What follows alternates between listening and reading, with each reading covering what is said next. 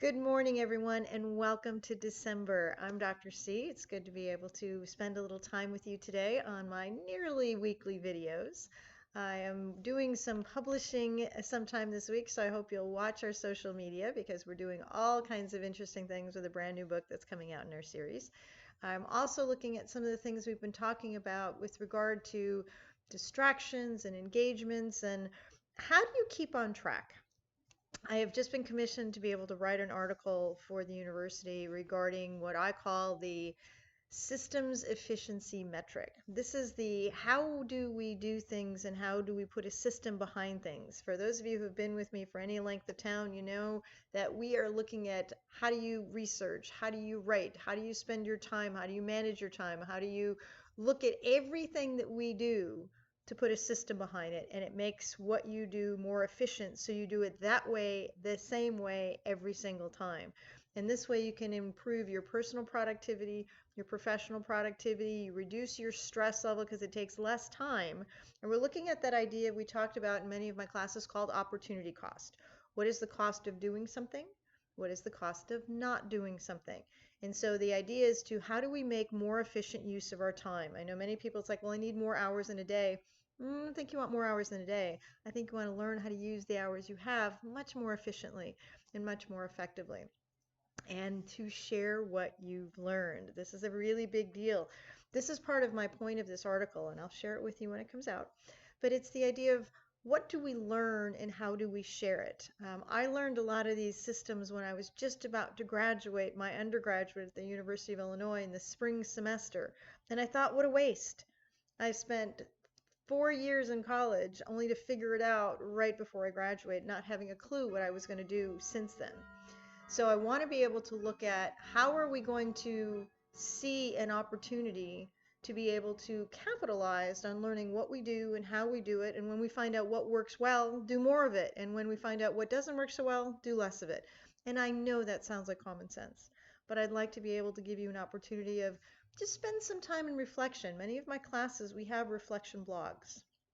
We have opportunities to have a section in our dissertation is like, let's take a step back. Let's look at this process. Let's look at how we've learned, because I know for many of my doctoral students in particular, it's a difficult journey because you don't know what you don't know until you know it. And there's 1,000 light bulbs that have to turn on at the same time. And it's this accumulation of knowledge along the way that suddenly the light bulbs turn on and they start to brighter and brighter. And all the conversations I've had with many of my students this week, they're like, eureka moments going, Doc C, I finally get it. That's the point. Once you do get it, to be able to bottle it and sell it, so to speak, that's what SEM is all about. The systems efficiency metric. We understand what we do, we know the most efficient and effective way to do it, and then it's just rinse, repeat. Because remember what I've been telling all of my classes, our goal is to use the most effective tool for the most effective outcome.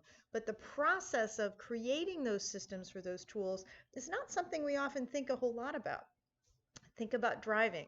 There was a system for driving. Many of us barely get in the car, put the key in, back it out, and are doing 1,000 other things, not realizing we've been doing this for many decades, 30, 40, 50 years, whatever it may be, and we don't even think about it anymore.